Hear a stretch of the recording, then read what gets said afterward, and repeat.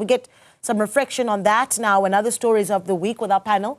On the week that was, we are, of course, joined by Mr. Matata Tsedu, who is a former editor of Sunday Times, joining us via Zoom. Dr. Levindo, as a political analyst, and he joins us as well. And we have Kondile Ketama, who's a social commentator, also joining us this evening. We're taking your calls as well. Big stories the past 7 days and reflections on what you think needs to be prioritized for the 7 days that come.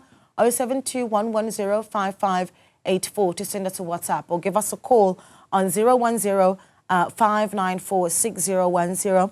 Let's get into our panel. Mr. Tsedu, a good evening to you and gentlemen as well. Thank you so much for joining us. Mr. Tsedu, I want to start with you. I mean, there's so much to reflect on where the arrival of Ebrahim Rasool is concerned. And I mean, certainly later on we can get into some of the utterances that were made that seem to have angered the Trump administration. But the images that we saw today of tripartite alliance partners, a lot of excitement and revelry, if you will, at the Cape Town airport, are those images, in your view, going to be good for how we are viewed globally and particularly within the borders of the US, in your view? Well, good evening. Our situation with the US can't be exacerbated by anything that we do now. It's very bad already, but it was important that South Africans were able to welcome Ebrahim back home and show him that what he said is what represents their own understanding of how the world is developing, particularly the US under Trump.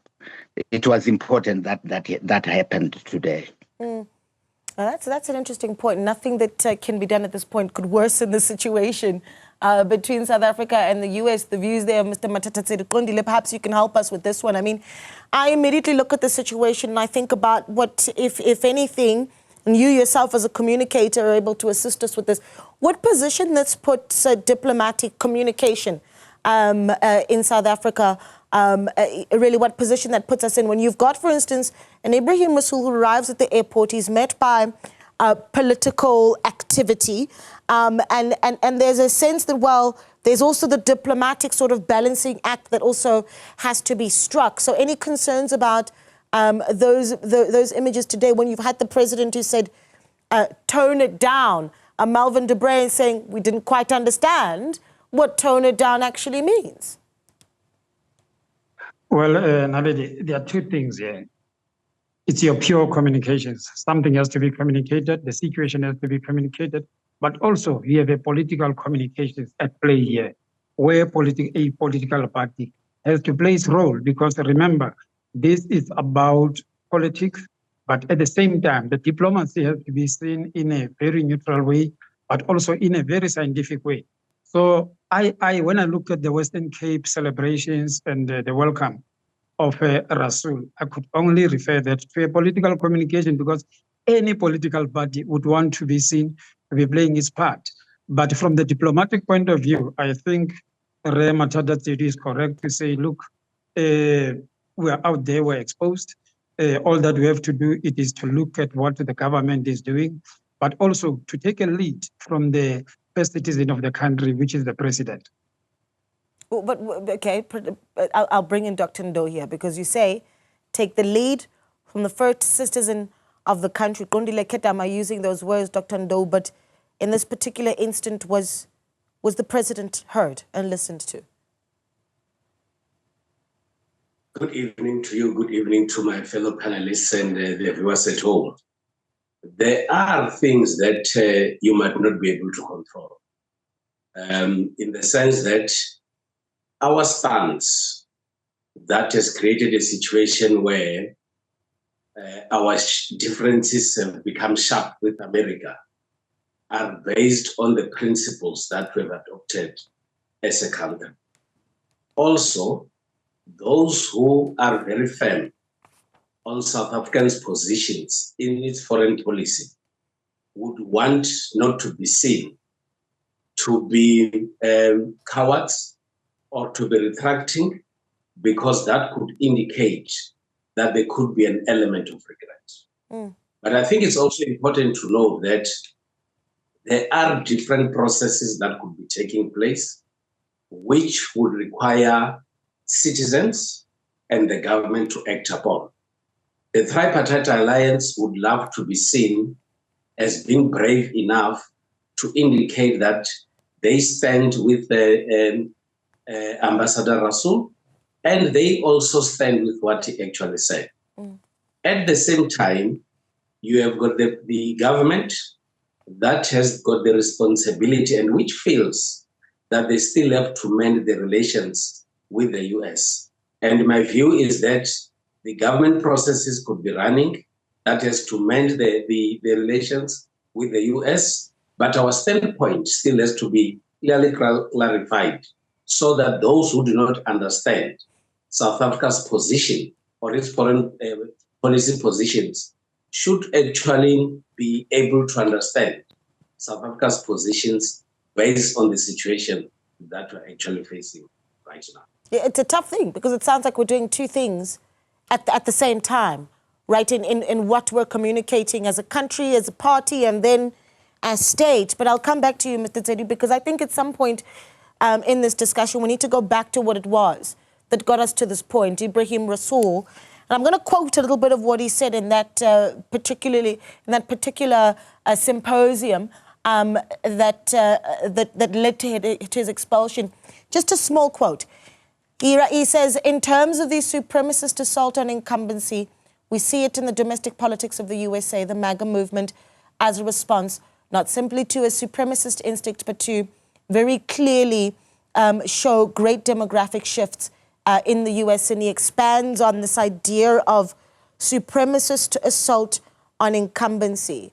In your view, was he a diplomat or a politician when he chose those particular words? Well, what he said is true, that America is going through a process where the white supremacist tendency is on the ascendancy, and they're trying to influence the white world, Europe in particular, and we see that with Elon Musk getting involved on the side of the extreme right wing of Germany and supporting them. So he was right. As a diplomat, he may have found other words to say it rather than do it as openly as he did. That's my view about it. It's not as if he said something that was factually wrong. It is true, but there may well have been different ways of expressing it.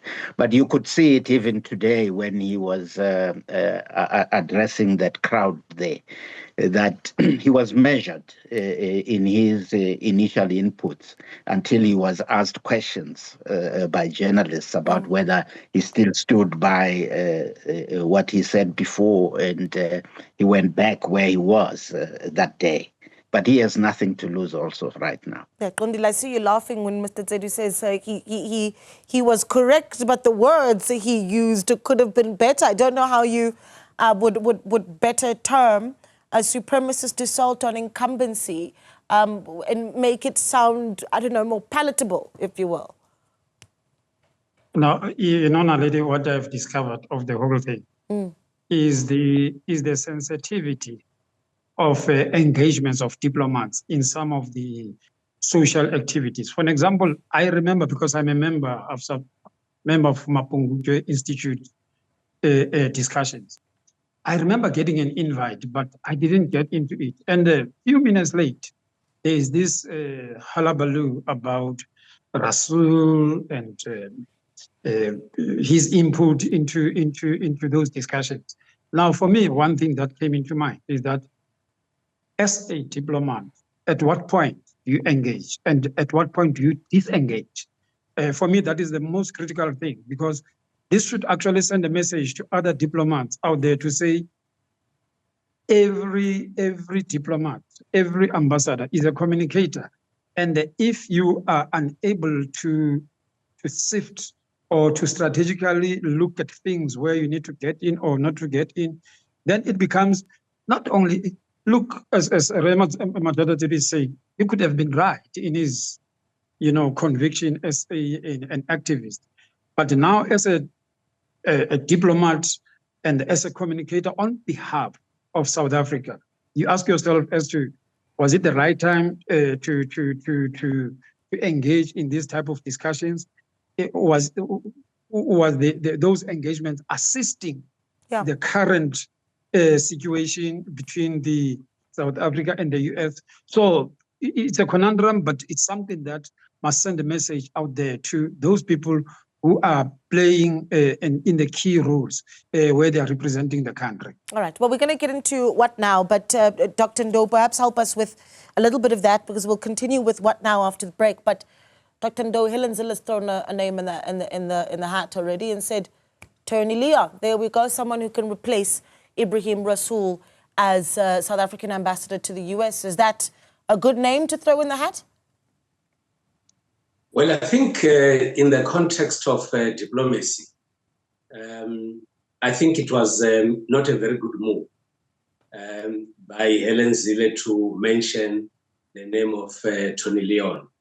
My reason being that the DA is aware that there is a president in the Republic who has got powers to appoint ambassadors. Also, as partners in the GNU, I think they should have used other channels to influence or to make a proposal on who is supposed to be the ambassador, because I don't think the president and South Africans would love a situation in which the DA would go out into the media and make a pronouncement, and then the president will just agree, because that will create a perception that the Democratic Alliance would therefore infringe on the rights that the president is given by the Constitution. And that will take us back to the era when constitutional powers were given to another family in the past. And that will create a very, very serious administrative problem for this administration. Yeah, we're going to get a short break. And then when we come back, we'll talk about some of the recommendations that our panel puts forward on how we continue to work towards mending relations between the US and South Africa. But there are other big stories of the week as well. The IFP having celebrated its 50th anniversary today. Our panel will talk to us about their reflections on the impact the party has had on the political landscape of South Africa on the other side of this. Stay with us. Welcome back. We'll be continue talking about the week that was, and we continue with our panel. We are, of course, joined by various speakers. Matata Tsedu is the former editor of the Sunday Times. We also are with Kondile Ketama, a social commentator, and Dr. Levi Ndo, who is a political analyst. Gentlemen, Kondile, perhaps I'll come back to you, because before the break, we went into, with Dr. Ndo, the way forward. Now, certainly there's the question of, who can be put forward as the next ambassador to the US for South Africa. Perhaps you're one of those that are brave enough to give us a name. Many other commentators have said, I won't give you a name, I'll give you characteristics. I don't know where you lean on that one. But also, I'm also keen on leveraging on the various opportunities that South Africa has to engage with the US. There's been some commentary around how our engagement doesn't just have to be with the White House. Well, Naledi, for me, it's not about the name. As you put it, it's about a character. It's about morality. It's about the stature, the charisma.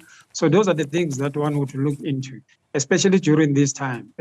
We see our relations with the US. But the other critical thing that I think has been put into a spotlight is how we communicate as public representatives. And the reality is that the diplomatic world has changed. If there's anything that we have to look into, it is the landscape. The landscape is totally changed, and it also calls for countries to look at how they engage, to be sensitive to the landscape, because I think if we were sensitive enough into the current diplomatic landscape, things could have been handled differently. When the president is trying to say, let's engage, let's look at this fund that has been taken to us, clearly it then means whoever is representing us has to be sensitive.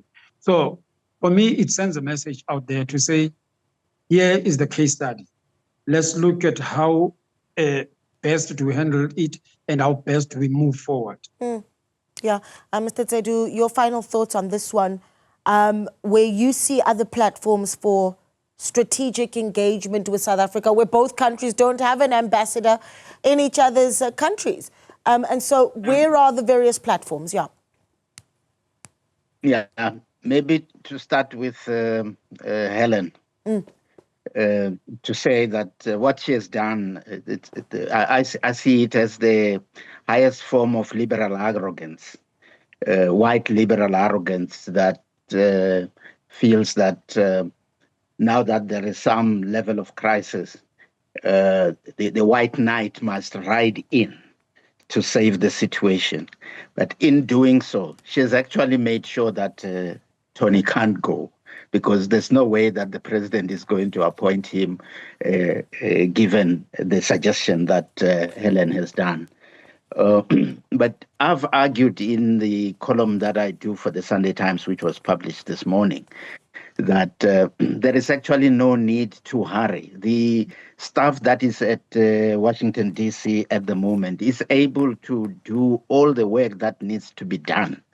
And in time when this big dust that is still really spewing out has settled, the president will be able to analyze that situation and look within the ambit of the diplomats and possible diplomats, and then make the decision of who would be the suitable person to go. I don't think it is possible to even say so now, because this is a very fluid situation. Every day, the situation gets worse and worse.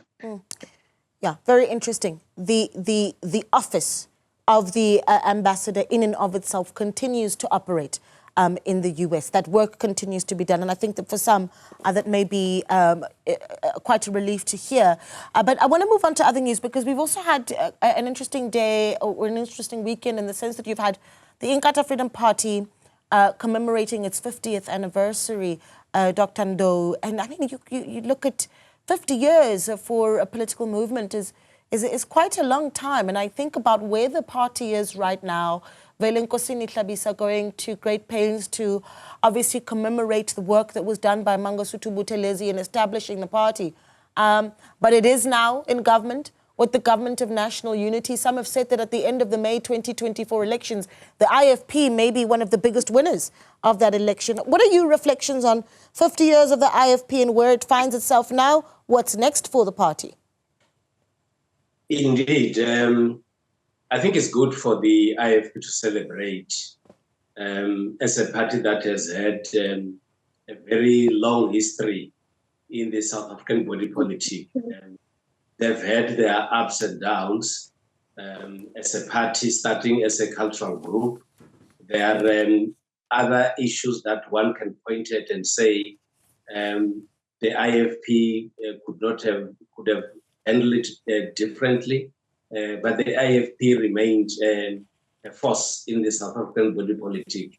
And I listened to the speech by the president of the IFP, and he constantly mentioned the late Dr. Mangosuthu Buthelezi and the role that he has played in the IFP. And something came into my sense that you couldn't speak of the IFP and separate it from Mangosuthu Buthelezi, because he has been running the party for quite some time.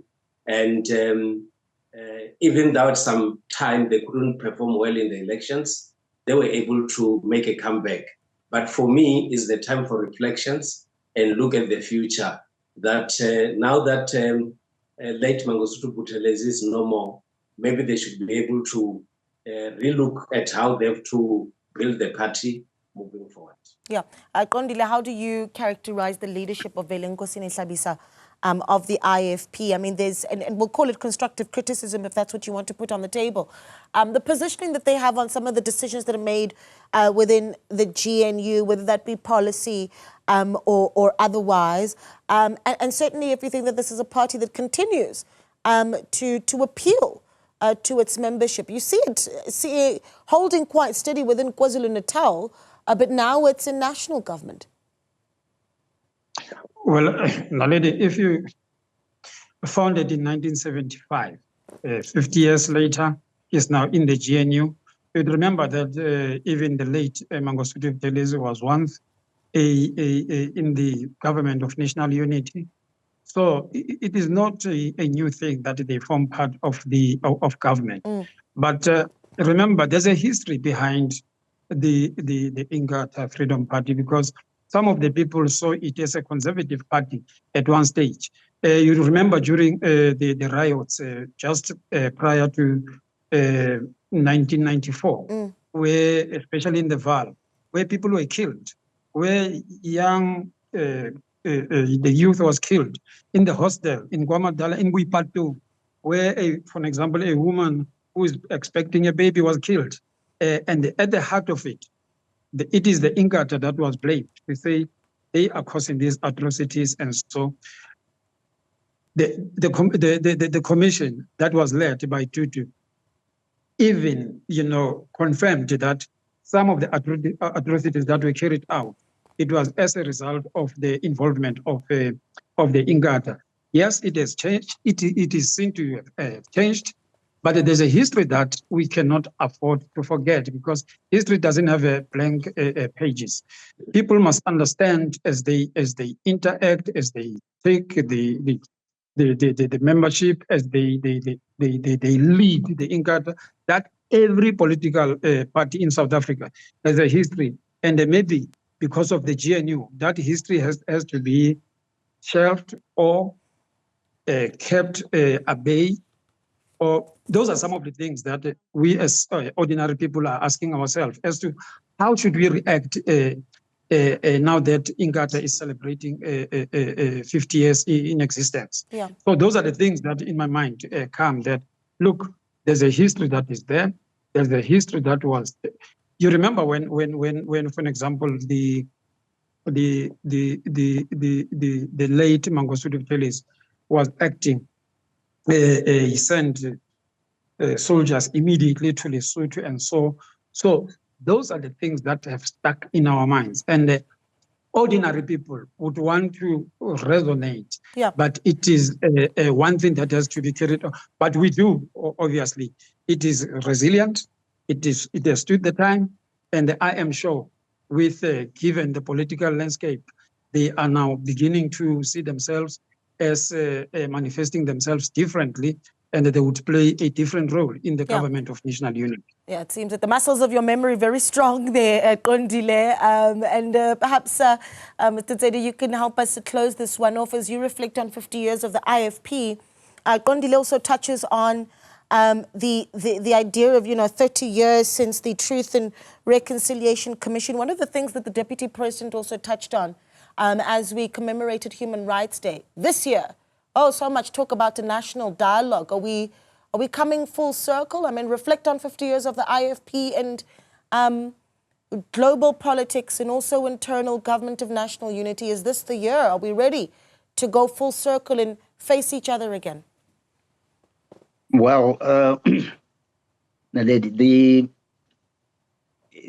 what struck me when listening to the pre-conference publicity interviews that were being done by the IFP spokesperson and the speech today was the historical analysis, where history was being rewritten completely, where the IFP was part of the liberation movement. And as Kondile was saying, I don't know whether the survivors of Guipatong would agree. The people who were mowed down by the arms that the apartheid regime had given to the IFP through Powell, to arm them so that they can continue to create havoc within black communities. Those people will not agree that the IFP was part of the liberation movement. But we are where we are today. But history has to be recorded properly. The IFP is now a part of the government. But from the elections of May last year, it lost a lot of support in the province of KwaZulu-Natal, and that support went to the MKP. So whether going forward they are going to be able to recoup what they lost, or whether they are going to the MKP will continue to eat into their constituency, that remains to be seen as we go forward. But you were asking about the Sharpeville massacre. It's always very difficult for some of us to deal with the Sharpeville massacre as a diluted, in its diluted form, as just a day of human rights, and not an emphasis on the fact that this is a day on which people who were just demanding their rights were mowed down in cold blood. The president spoke, I think it was in the Eastern Cape, and